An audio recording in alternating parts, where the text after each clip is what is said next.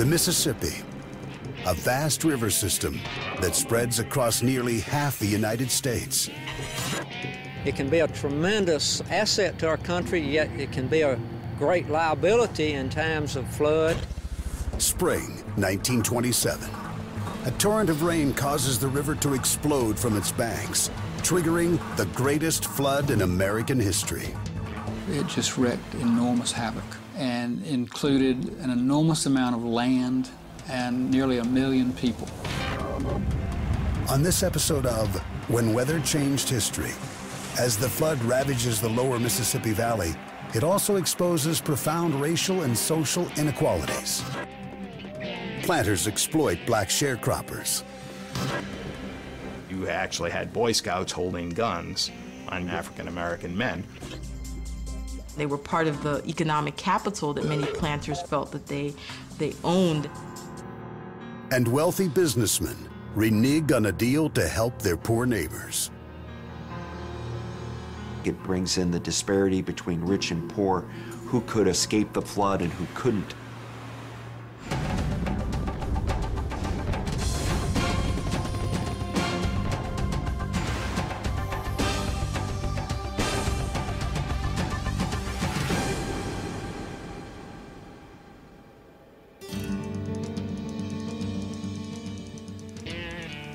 April 21st, 1927. A storm of epic proportions lets loose on the Mississippi Delta. The main channel of the Mississippi River is more than 9.5 feet above flood stage. Water threatens to unleash its fury across the land. At Mound Landing, near Scott, Mississippi, hundreds of black laborers struggle to reinforce a weak section of levee along an S-curve in the Mississippi River. As the mighty river whips around the bend, it threatens to rip a hole in the saturated levee. 8 a.m. A large section of the levee collapses. A 25-foot wall of water crashes through the hole. There is no chance for escape for the men working on the levee. The powerful wave sweeps them away. Hundreds of men drown.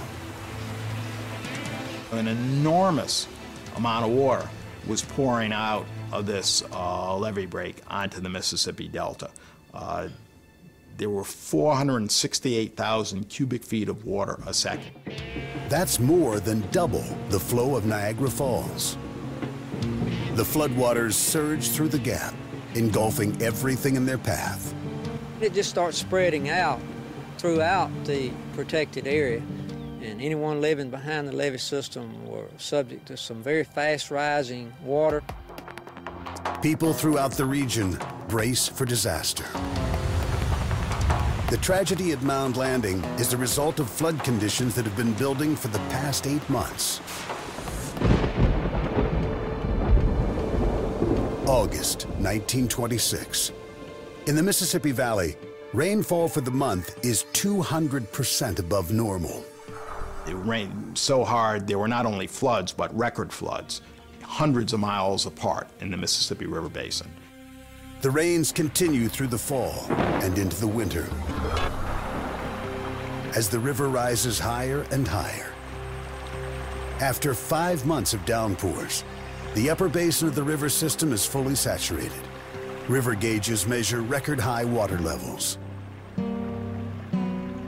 January 1st, 1927, the Mississippi River reaches flood stage at Cairo, Illinois, where the Ohio River merges with the Mississippi.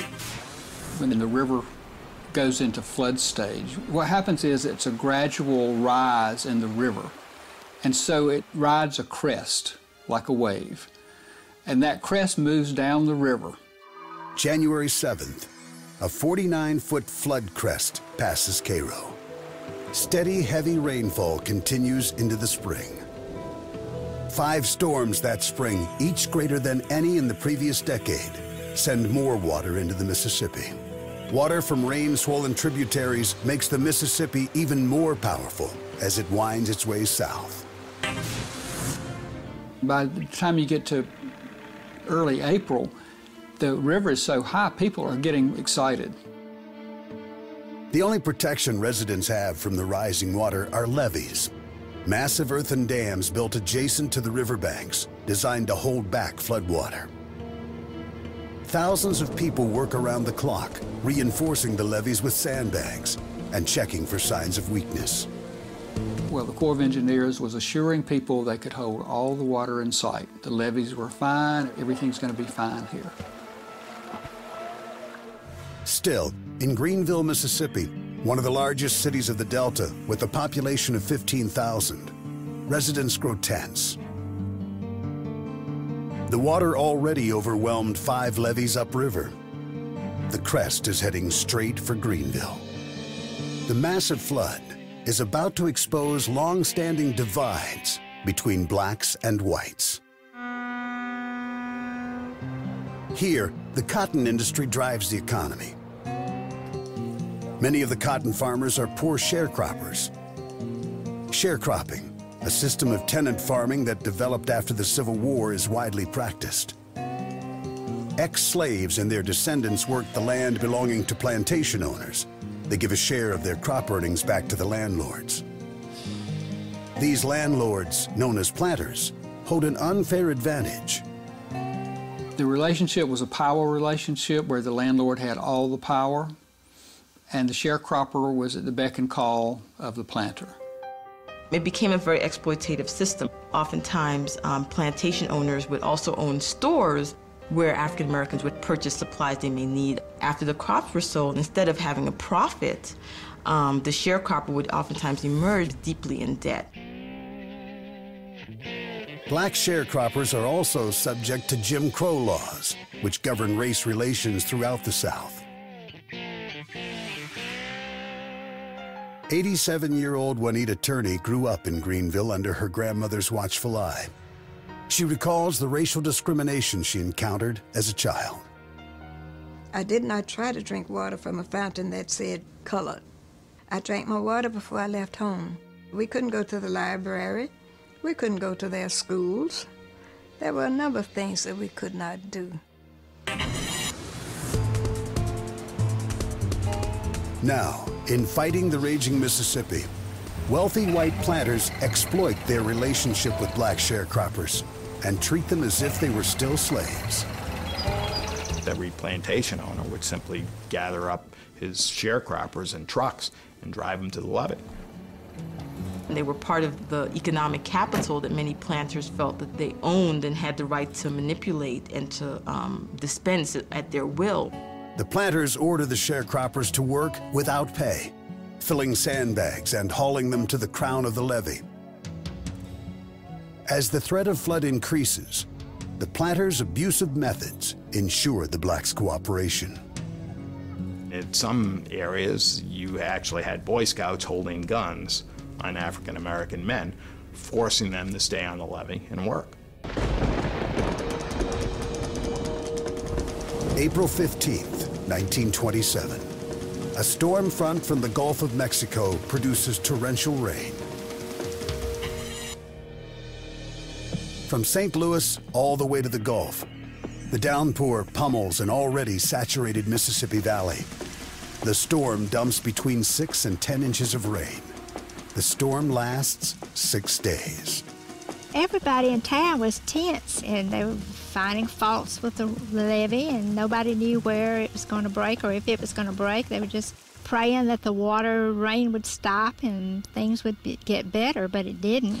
The amount of rain was too much for the levee system to handle. April 21st. It's at this point that a chunk of the levee at Mound Landing collapses, 18 miles north of Greenville, killing hundreds. It's only a matter of time before the massive wave of floodwater reaches Greenville. Coming up next on When Weather Changed History, the residents of Greenville pray that a levee around their town will save them from the approaching water.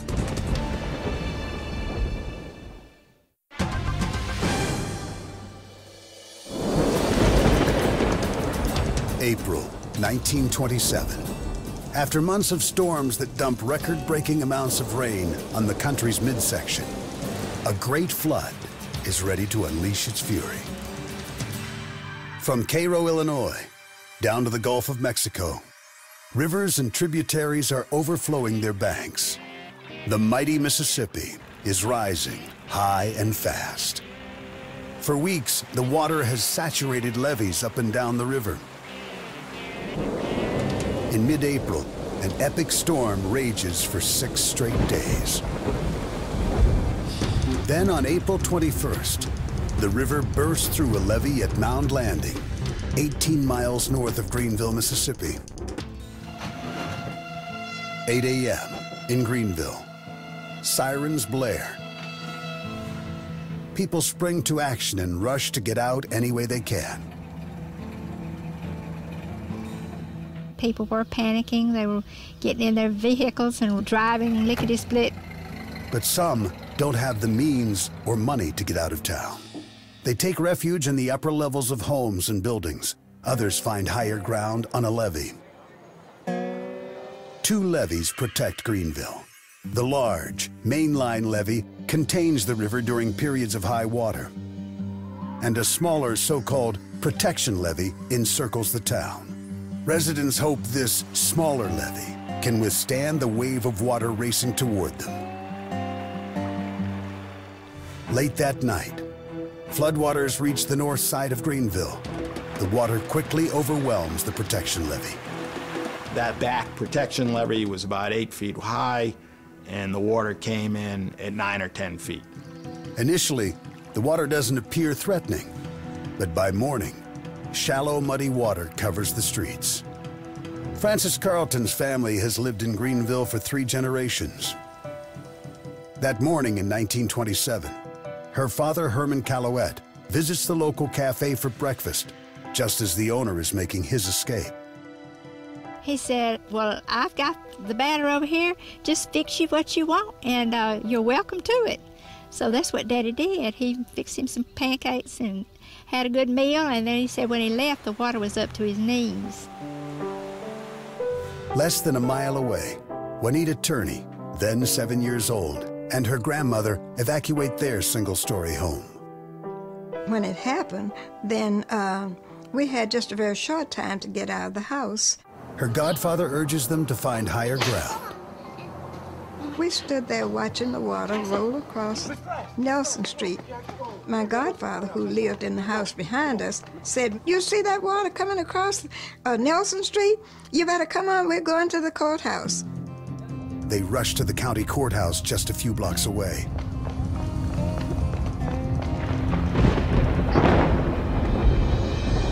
The turbulent floodwater eats away at the city's protection levee.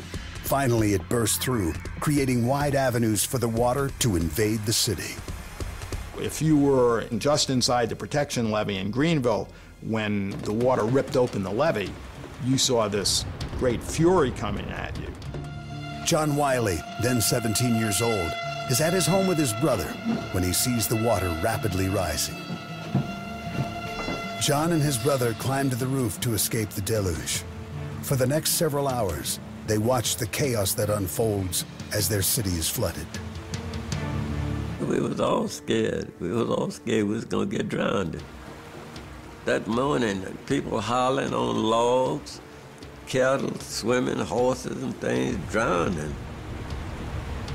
Domestic animals, mules, cows, were really at the mercy of the ground they were on. If they could find high ground, they might survive. Within a matter of hours, the entire city of 15,000 is submerged under 10 feet of water.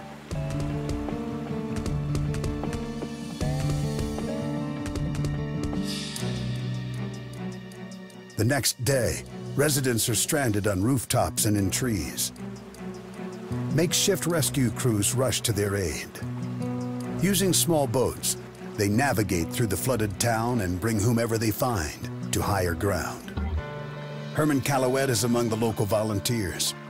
He uses a skiff to rescue nearly 200 people. He'd get in his boat and go up to Metcalf, which is a little north of Greenville, and pick up people there and transport them over to the mainline levee. He would be looking for people up in trees. They'd hear a boat, of course, and they'd start shouting for help. But not everyone can be saved. Herman approaches one family and witnesses the devastating power of the flood. He saw a house floating with a family on top of it. And he was going up to rescue them. And he said all of a sudden the house must have hit a stump or something underwater, and it just disintegrated. He circled and circled around there, but nobody ever came up. Never, not, he said not even one hand. It just engulfed him, I suppose. April 23rd, 1927. The wall of water that crashed through the levee at Mound Landing has now spread across the land. The break is so big, it floods an area 60 miles wide to the east and 90 miles to the south. Churning, muddy water has ripped out trees and swept away people, sharecroppers' cabins, homes, and animals. Overwhelmed local and state officials asked the federal government for help. Immediately, President Calvin Coolidge appoints Secretary of Commerce Herbert Hoover to oversee a rescue and relief effort. Never before had the federal government responded to a national disaster on such a large scale. Hoover had experience with relief out of World War I. He was a kind of person who understood organization. And Herbert Hoover put together this team that went down into the flood area to help people. Hoover's first priority is to rescue those who are stranded. Nearly 200,000 people live in the flooded region. Most have been forced out of their homes. Tens of thousands are trapped by the swirling waters. Under Hoover's direction, the Coast Guard and Navy run rescue operations. Navy seaplanes survey the area, while Coast Guard boats pick up stranded people. Ships and barges transport flood victims to dry land and Red Cross relief camps. But some in Greenville are intentionally left behind. Coming up next on When Weather Changed History, wealthy planters use their clout to prevent the evacuation of black sharecroppers stuck on the levees. It was thought that if they were evacuated, that they would possibly never come back.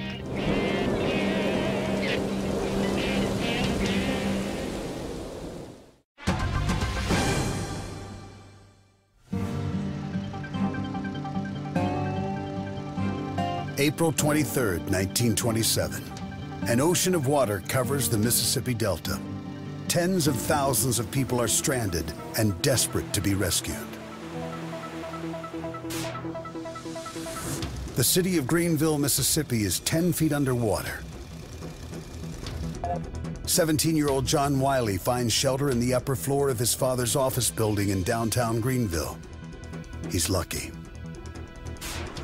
The poorest residents could only find shelter on the levee. Most of the people on the levee was black people because they didn't have nowhere to go. The displaced residents crowd together in the miserable weather and await rescue. At night, temperatures drop into the 40s. They didn't have tents, they didn't have cots, they didn't have any kind of housing on the levee. It was frankly a dangerous situation. There was no water for people, much less food. April 25th. 3 days after Greenville is flooded, the local relief committee, headed by a wealthy 42-year-old lawyer named William Percy, votes to evacuate 13,000 people who are stranded on the levee. The governor immediately deploys rescue vessels. The plan is to transport the flood victims 80 miles downriver to a newly established Red Cross relief camp in Vicksburg. But before help can arrive, local planters intervene. They want to stop William Percy from evacuating anyone. Most of those who are displaced are black sharecroppers who work on nearby plantations. The white planters are convinced an evacuation would ruin them financially. The planters believed that if the African Americans went to another camp or whatever, they wouldn't be able to get them back to their plantations. They were afraid some of the workers would skip out on them. The planters appeal to Percy's father, U.S. Senator Leroy Percy, the most powerful planter in the county. Leroy agrees. the black sharecroppers should not be evacuated. So he talked at length with his son. His son refused to reverse his position. But the Relief Committee now also sides with the planters and Leroy Percy. Faced with such opposition, William Percy concedes. He cancels the evacuation. To appease the planters, he comes up with another plan. Percy decided to instead propose that Greenville become sort of the distribution center for Red Cross supplies. Under Percy's new plan, all aid for the region will be shipped to Greenville, then unloaded and transshipped elsewhere. And of course, they would need a labor force to do that, and that labor force would come from those black people on the levees. The black sharecroppers would be forced to provide labor without pay. Those who managed to survive the flood must now face a harsh new reality: being treated as slaves. That's coming up next on When Weather Changed History.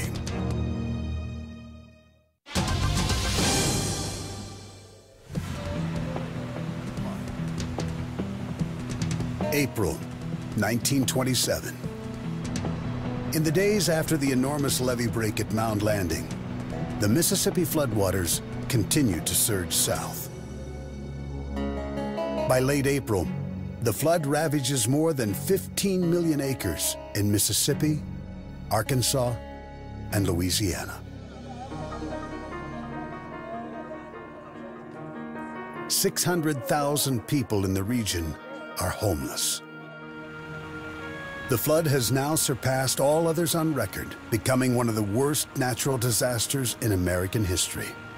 In 1927, a flood was front-page news. It was a massive story. And of course, the plight of the refugees was a big part of this story. Roughly 1 million Americans were flooded in that year, and that was almost 1% of the entire population of the country.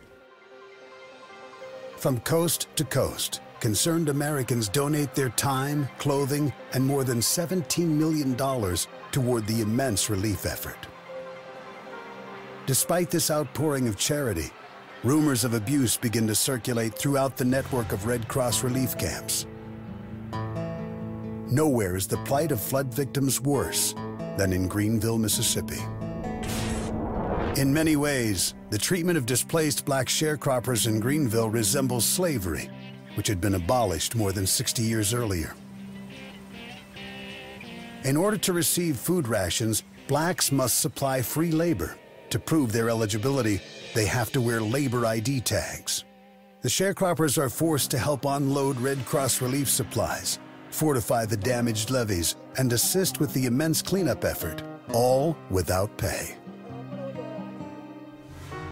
The Greenville camp, on a narrow stretch of land on top of a levee, was set up with the assistance of the Red Cross under the direction of 42-year-old attorney William Percy.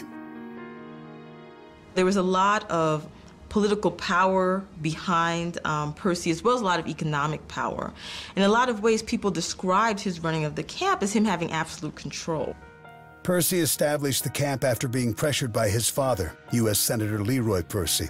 The elder Percy sided with local planters who were afraid of losing their sharecropping workforce. William Percy is angry with his father, and it's reflected in the way he runs the camp. He was basically in charge of the distribution of food to all these people, and he could not take out this great anger that he felt over his father's betrayal on his father, so he started taking it out on the people in the refugee camps. They suddenly became essentially his slave labor. Percy even tries to force African Americans living outside the camp to work for free. During the flood, teenager John Wiley takes refuge in a two-story building in Greenville. He stays out of sight to avoid being forced into labor.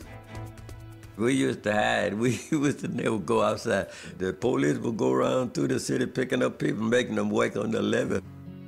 The Greenville camp is one of 154 Red Cross relief camps set up throughout the region. These camps house more than 500,000 black farm laborers and their families, and less than 55,000 whites. Within the confines of the camps, segregation and exploitation are common.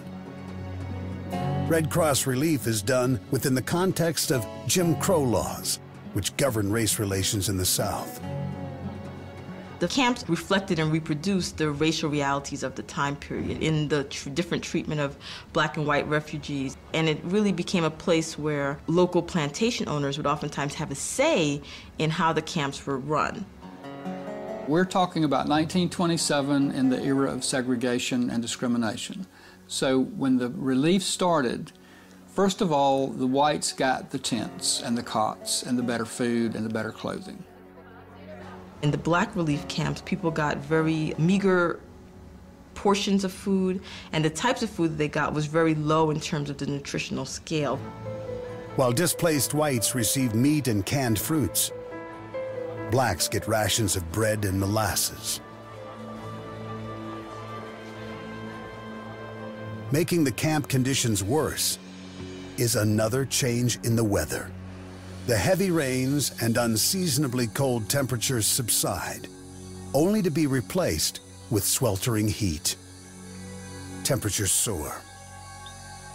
These high temperatures speed up the decomposition of dead fish floating in the floodwaters.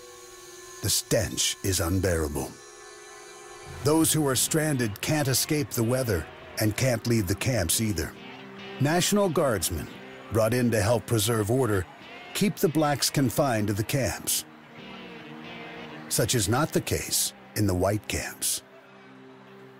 In the white camps, they provided kind of an advisory and supervisory kind of role, but in the African American camps, they were armed and they oftentimes prevented blacks from leaving and entering the camps on a free basis. The Guardsmen do not allow displaced blacks to leave the camps without the permission of a planter.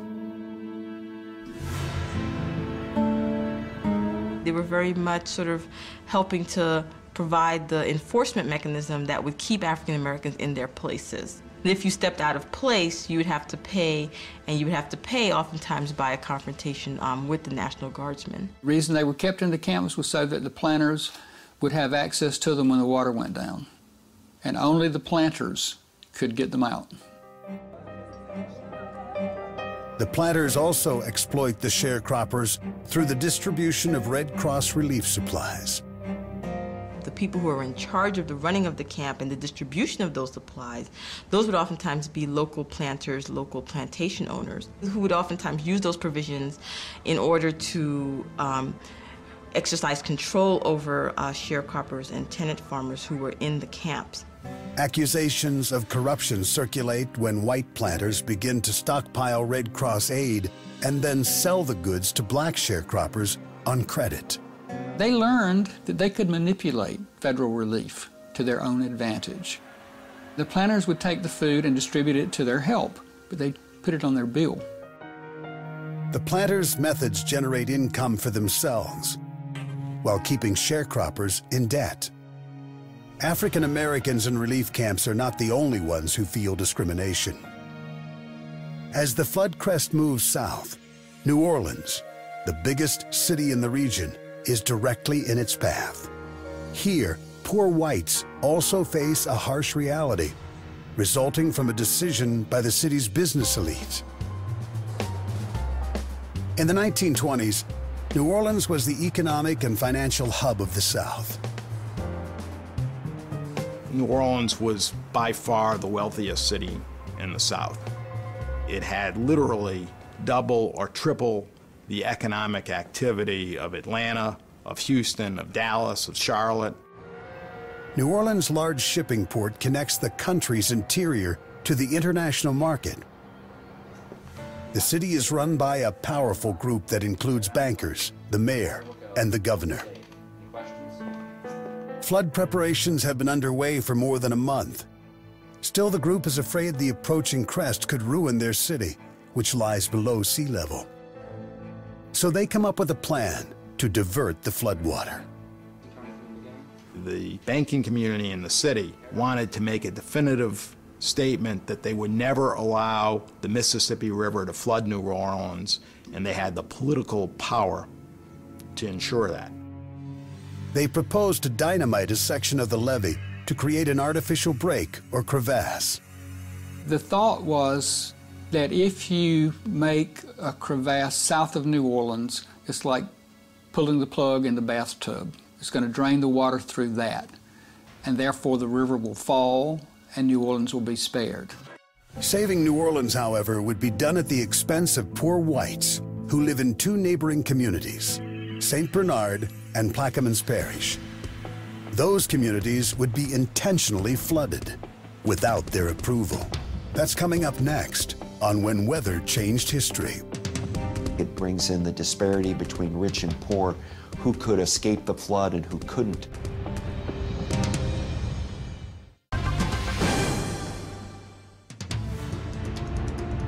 April 1927. As the massive Mississippi River flood crest moves south, several levees collapse and send floodwater crashing down on the land below. Within days, large portions of Mississippi, Arkansas, and Louisiana are underwater. In towns throughout the region, residents do their best to maintain a level of normalcy despite the disaster. Residents use boats to get around. Some towns build raised walkways for pedestrian traffic. One ingenious man even turns his boat into a mobile barber shop. As the flood crest approaches New Orleans, powerful city and business leaders hatch a plan to divert the water into two neighboring communities, St. Bernard and Plaquemines parishes. Those communities are home to the area's poorest white residents. Most who live in these parishes work as fishermen and trappers in the fertile marsh. City leaders view the wetlands as underdeveloped. Displacement of those who live here, they say, would be for the greater good of saving New Orleans. Yeah, those two parishes were chosen because most of the people there were poor and were not on the scale of what New Orleans thought it was. You have sophisticated, urbane, and so forth. These were expendable people. April 27th. Following a series of closed-door meetings, New Orleans leaders secure state and federal approval for their plan. There is one condition. The city must agree to pay reparations to the victims.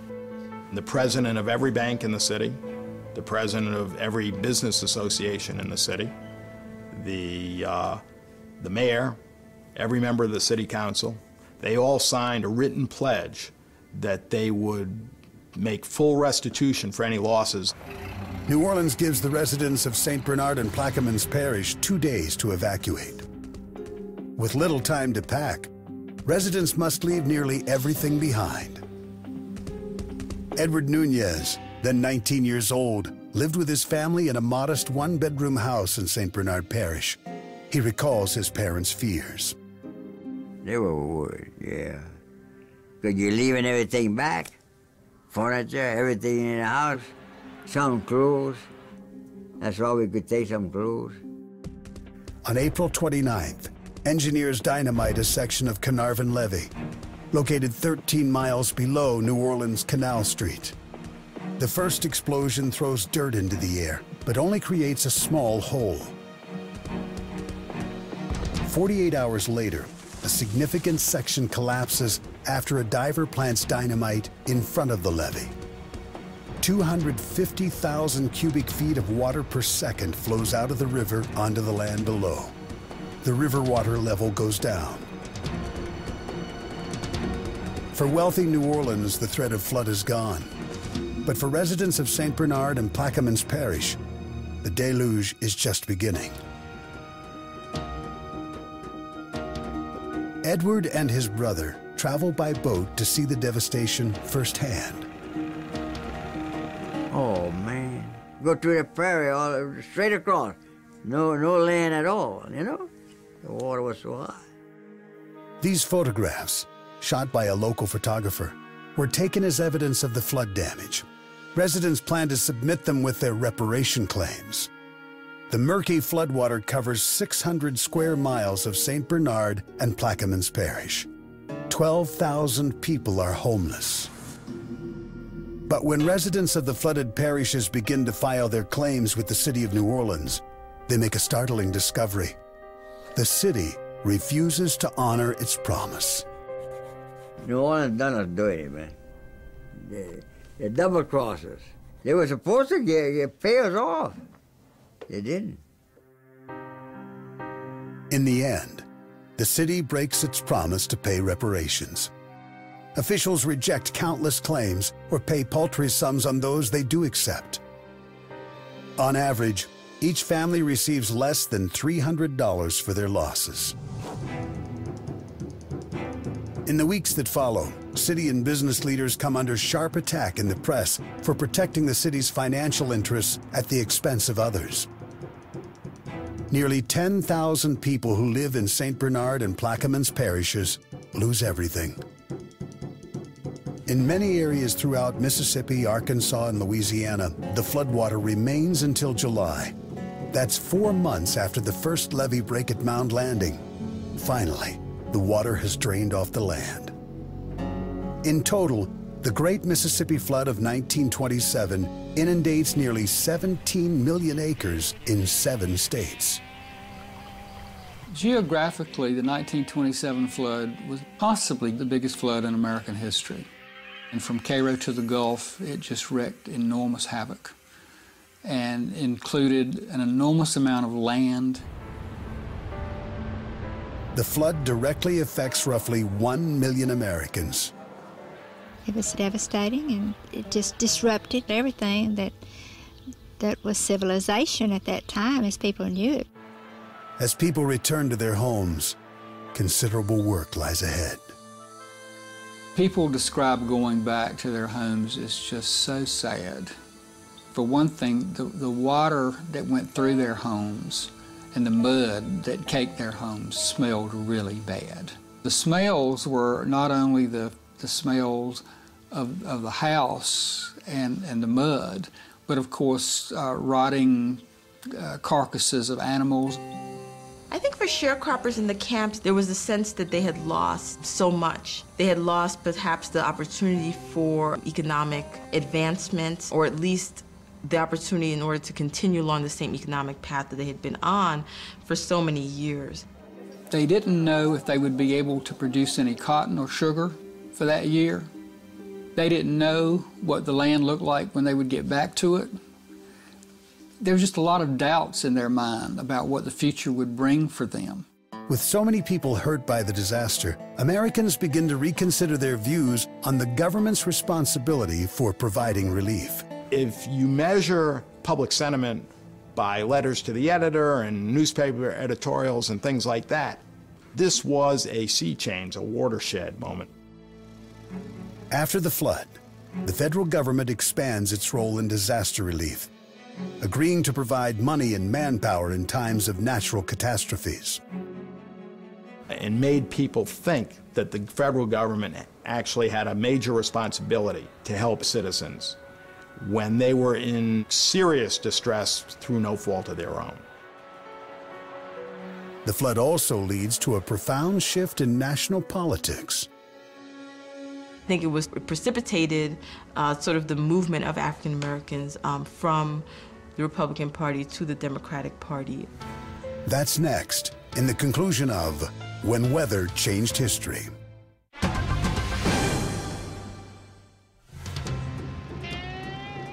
After the Great Mississippi Flood of 1927, reminders of the devastation lingered.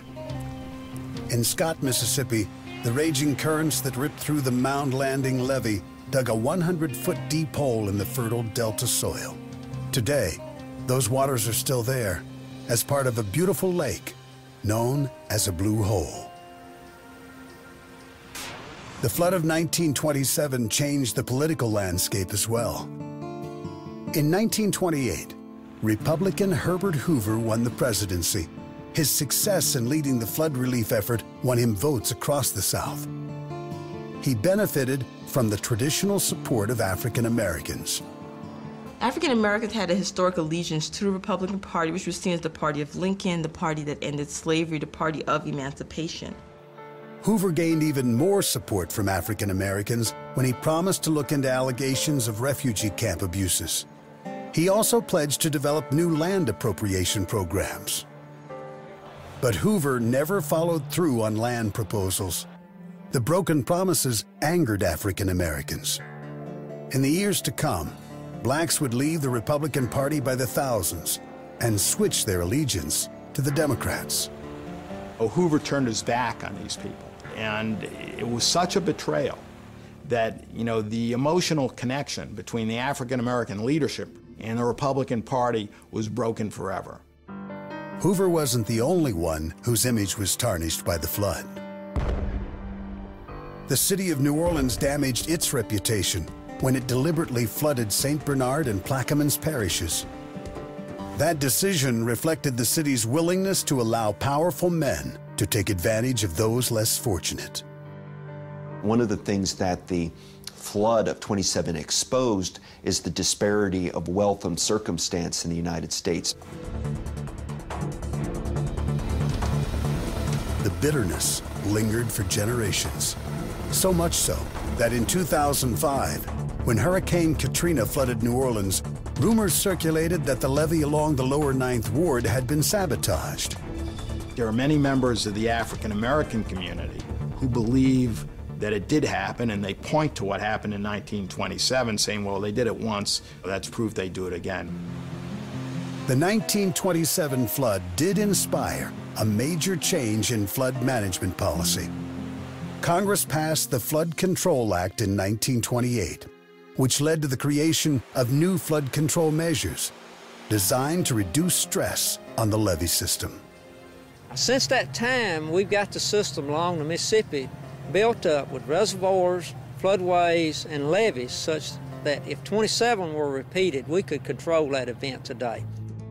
The whole levee system was strengthened, and if the water got so high and it would go down a spillway. The flood ended the debate over how you deal with rivers forever, all over the world. You have to accommodate great rivers. You cannot dictate to them. When you're talking about weather, you never know what Mother Nature's going to throw at you there.